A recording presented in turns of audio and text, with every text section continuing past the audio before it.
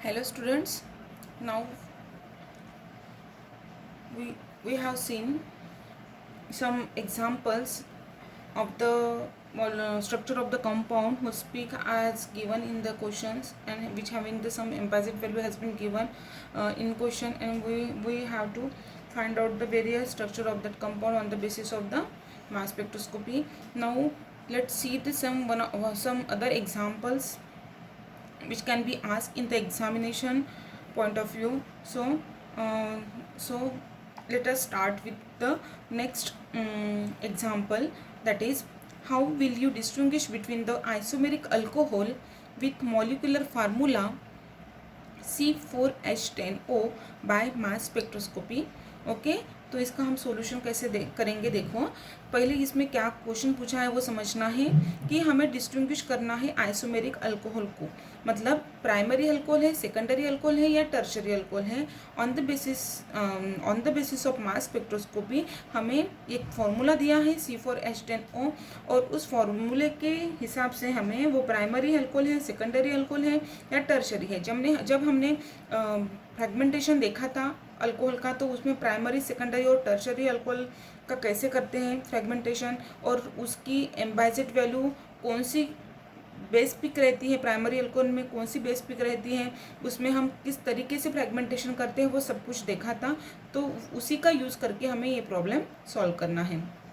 Now देखो, in isomeric alcohol of molecular formula C4H10O are primary, secondary and tertiary alcohol. Okay, first देखो, ये formula को हम primary, secondary और tertiary alcohol में पुटअप करेंगे. देखो, in primary alcohol CH3 CH2 CH2 CH2OH. देखो, how many carbon atom are there? 4 carbon atom. So 1 2 3 4 carbon atom are there. And how many hydrogen atom there? 3 2 5 6 7 8 9 और एक 10. So H10 and 1 O. Okay, now this is the primary alcohol. The base peak result by the loss of water molecule and it appears at embazed 56 as below. देखो, जो primary alcohol में जो base pick रहता है वो water molecule loss करके मिलता है, and which having the m by z at is equal to 56. Now देखो, इन्होंने क्या किया है, वही किया है, मैकलाफर्टी रीअरेंजमेंट किया है.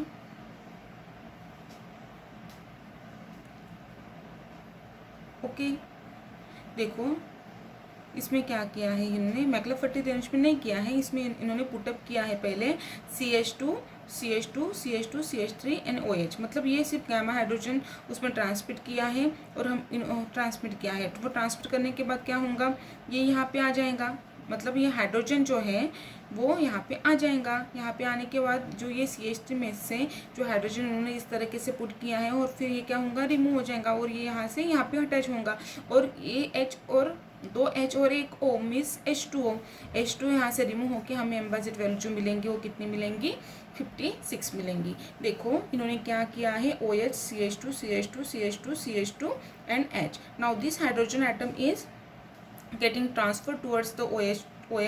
ओके, देखो यहाँ पे OH पे ट्रांसफर किया है, और क्या हुआ है, फिर ये यहाँ से क्लीवेज हुआ है, मतलब ये बॉन्ड यहाँ से रिमूव हो जाएगा, और यहाँ से क्या मिलेगा, H2O निकल जाएगा, और CH2 कटायन मिलेगा, which having the m by z at is equal to 56. It is very simple. Now in secondary alcohol में क्या होगा, देखो, अब in secondary alcohol CH3 CHOH CH2 CH3. Okay, यही स्ट्रक्चर है C4H10O का, लेकिन हमने उसको सेकेंडरी फॉर्म में लिखा है. A base peak is form at m by z at is equal to 45. देखो, यहाँ पे जो बेस पिक मिला है वो 56 में मिला है इन case of the primary alcohol, but in case of the secondary alcohol जो बेस पिक मिलता है वो 45 पे मिलता है. ठीक है, तो bye the loss of ethyl radical, अभी ये मिलेगा तो किससे, इथिल रेडिकल के लॉस से मिलेगा. देखो, यहाँ पे क्या है, CH3 CH2 CHOH CH3.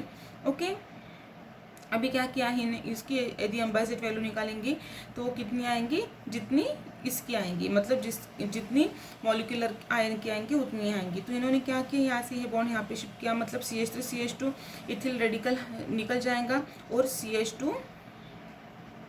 CH3 CH double bond, ये बॉन्ड यहाँ पे शिफ्ट हुआ, मतलब single bond is now getting converted into the double bond and OH ऐसे कैटायन मिलेगा which having the m by z is equal to 44. It is also very simple, मतलब जो primary alcohol है उसमें हमें वाटर मॉलिक्यूल लॉस होके हमें बेस पिक मिलेगा. In case of the secondary alcohol base peak 45 मिलेगा by the loss of the ethyl radical. Now in case of the tertiary alcohol देखो CH3COH the base peak is formed as 59 by the loss of methyl radical. अभी ये कैसे मिलेगा, Mithil radical loss करके मिलेगा. देखो now this is the structure of tertiary alcohol that is CH3C CH3OH CH3.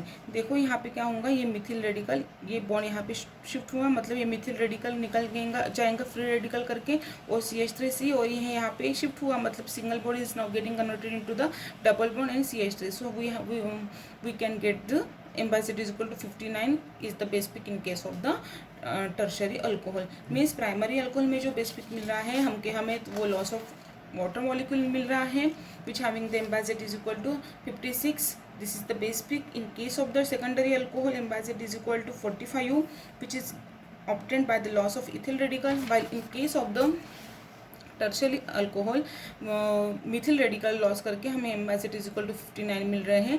And this is the base peak in case of the tertiary alcohol. This is in this way we can bifurcate or we can distinguish between the primary, secondary alcohol and tertiary alcohol on the basis of the fragmentation mode.